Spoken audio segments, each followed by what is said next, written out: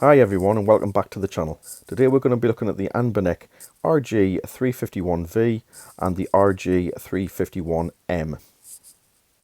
The 351V is probably the most anticipated one out of the two. It sports a 3.5 inch screen with 640 by 480 aspect ratio, quad core 1.5 GHz CPU. It has the RG351M chip. It has a Mali G31MP2 GPU with 1 GB of RAM, and it has a 39 mAh battery. The 351V stands for vertical, and the version that I'm looking at today is the wood effect, which looks absolutely amazing, and you'll be really fooled to think that it is real wood. The RG351M comes with a 3.5 inch screen. With an aspect ratio of 320 by 480. It uses a quad core 1.5 GHz, the same RG351M chip, the same Mali G31MP2 with 1 GB of RAM, but it has a smaller battery of 35 milliamps. And as you can see, the actual case is made of aluminium, which gives a nice premium feel compared to the plastic RG351V and also the RG351P. What I will say is that the 351M is exactly the same as the 351P, which I've reviewed elsewhere on the channel. So I'm not going to go too much into what the 351M can do. If you check out the other review, you can see exactly what it's capable of. As you can see, side by side, the 351V is wider than the 351M, but lengthwise they're more or less the same. There's not much difference between them. However, the 351V is wider, quite a bit wider as well, so it's not going to be as portable. You do lose one of the sticks on the 351V. However, the screen is much better on the 351V. It's brighter, it's sharper, and the aspect ratio is spot on for playing all of the retro games. They fit perfectly. You will notice with the 351M, the actual bodywork on it is made of aluminium, and it looks absolutely stunning. It's a lovely piece of kit. It's well made. This is the gunmetal grey version. As you can see, you have your two speakers on the bottom. The buttons are spot on, exactly the same as the 351P, to be honest with you. Nice and clicky. They don't feel cheap. On the back you have your grips again. It's just a really nice premium piece of kit. Between this and the 351P, it is definitely an upgrade if you would rather have the aluminium shell. As you can see, the buttons are just really good on them. Very comfortable to use as well. You have your L1, L2, right 1, right 2 buttons. You have your L3 and your R3. And again, this one uses just the one SD card for the firmware as well as the games. Again, good screen on it. However, not as good as you will get on the RG351V. But overall, it's a nice handheld.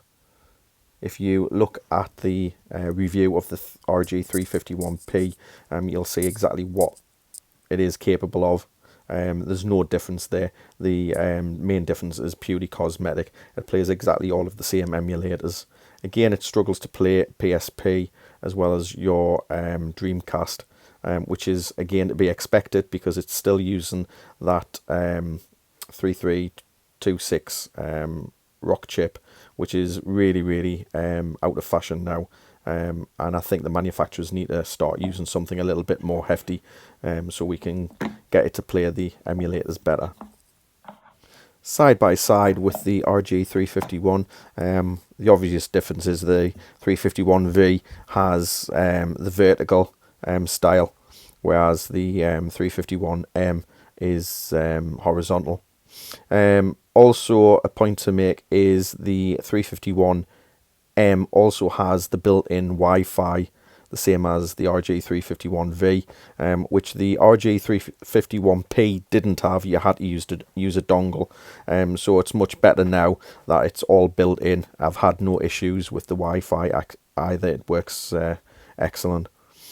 As you can see, screen wise, it's probably quite difficult to tell on this video.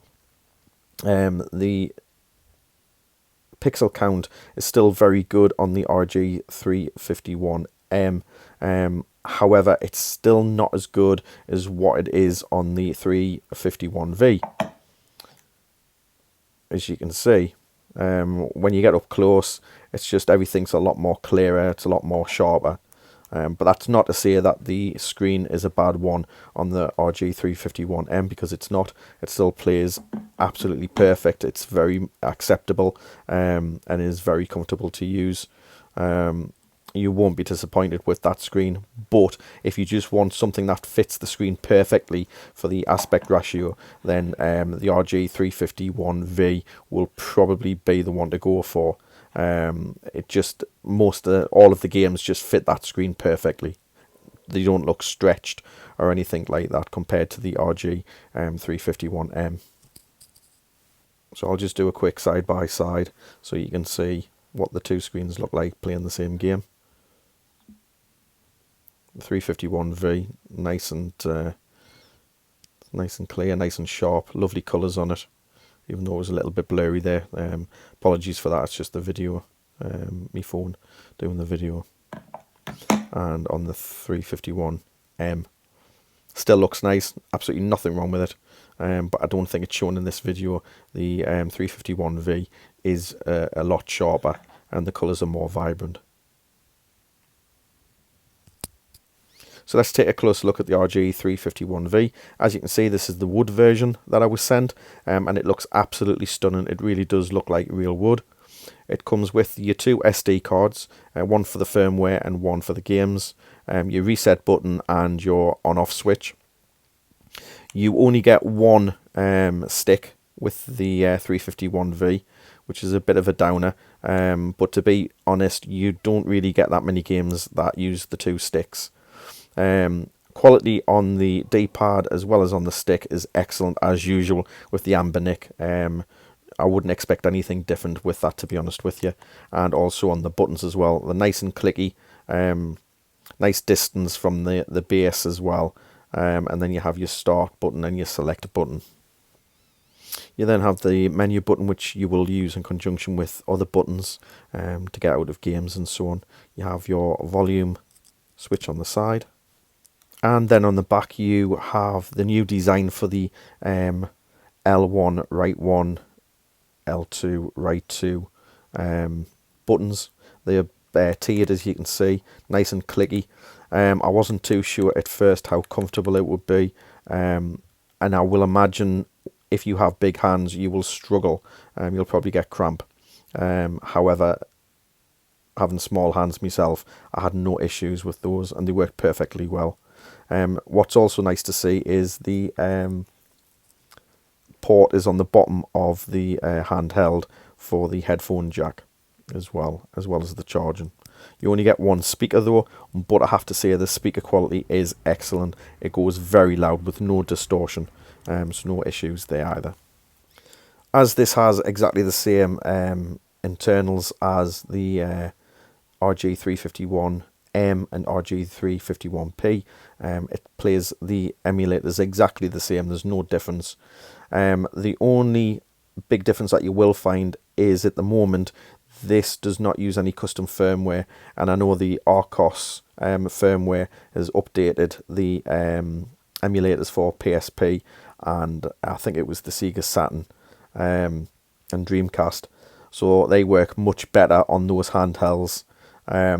So just bear that in mind at the moment. You just have the stock firmware on this, but it does play all of the same emulators, but hopefully soon they will release custom firmware for it with better emulation for the likes of the Dreamcast. But the screen on this is absolutely stunning. You won't be disappointed. It just, all of the games fit on it absolutely perfect compared to the other ones. There's no stretching or squashing of the image. Everything is just so sharp The colours are very vibrant as well.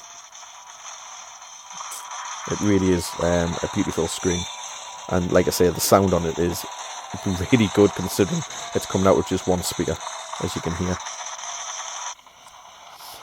Emulation is fairly good across all of the platforms, as you can see. More so with the likes of 2D games, I wouldn't expect anything to really struggle. It'll run most games right up to PS1, the same as the 351P. The only times it struggles a little bit is again with the 3D stuff. I tried playing God of War, which I'll show you in a little bit. Almost unplayable, which is a shame because it's one of my favourite games. But as you can see, looking at this, there's no issues with screen tearing or frame rate drops.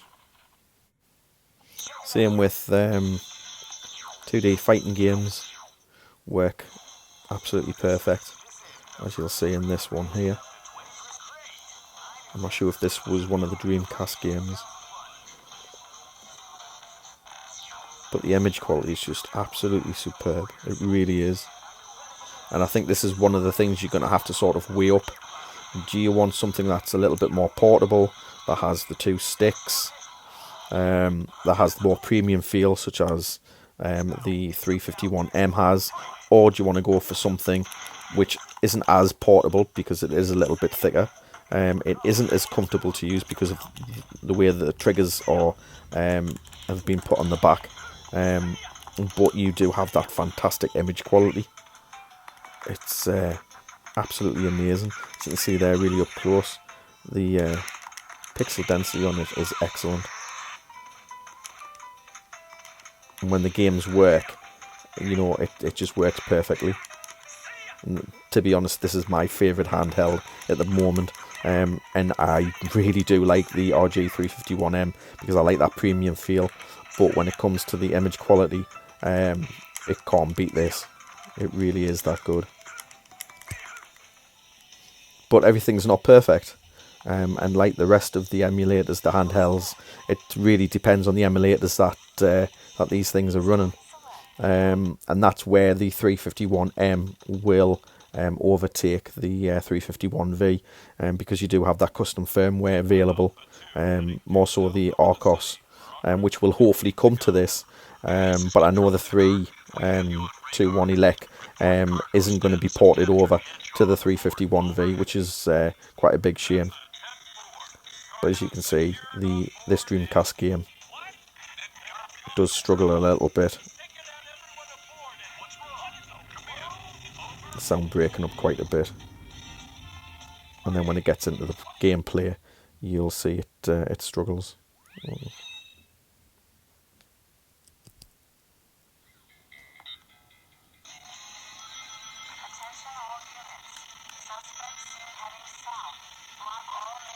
As you can see, the sound's all over the place. Now, I have played this game on the 351M and with the RCOS firmware, and it plays perfectly. No sound breakup, no glitching on the screen. So it just goes to show that these handhelds are capable of doing and playing a lot of really intense games. It just depends on the emulators. At the end of the day, if you get a decent emulator, then you'll be able to play the majority of these games. But as yet on this, you're stuck with the custom firmware, so expect glitches like this, and not every game will work perfectly, at least for now. And I just wanted to quickly show you that even the 351M still struggles, and this is using the Arc OS operating system, which has the updated PSP firmware on it. You know, so even this still struggles the same as the 351V. There's no difference really, and I think until the manufacturers bring these handhelds out with more RAM and more access to the custom firmware, they are going to struggle. So which one would I choose out of the two? Well, for me, it would have to be the RG351V, Don't get me wrong, the 351M is still stunning. It's a premium handheld. The aluminium shell on it is gorgeous, and you won't be disappointed. However, I do like the quirkiness of the 351V, and the wood effect looks stunning, and the actual screen on it just fits the games perfectly. So overall, it would have to be the 351V. I hope you enjoyed the review, and don't forget to subscribe for future reviews coming up soon. Take care. Bye.